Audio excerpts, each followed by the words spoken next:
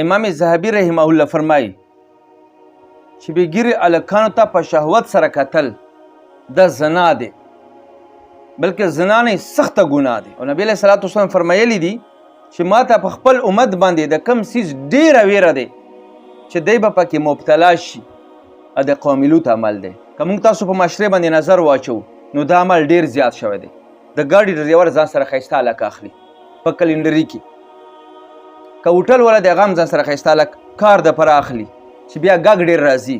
او تاسو به درجان هم کتلی وي چې هغوی هم کوشش کوي چې موږ شګردي کې ښایسته هلک والو. کله چې امت کې دا عمل زیات شي چې کم و شروع دی نو د الله عذابونه به پې در پې راځي.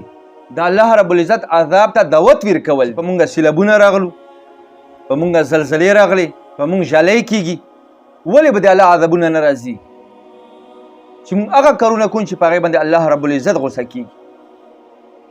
دا سوال کوي چې ربه په مونږ کاڼو باران ونه کړي، کنې مونږ لایق یو چې په مونږ باندې د کاڼو باران وشي. کوم ګناهونه چې مخکې کومونو انفرادي کولو په هغې باندې عذابونه راغلي وو، نن هغه مونږ ټول کارونه په یو ځای کوو. هغه ټول کارونه نن سبا زمونږ په مسلمانانو کې موجود دي.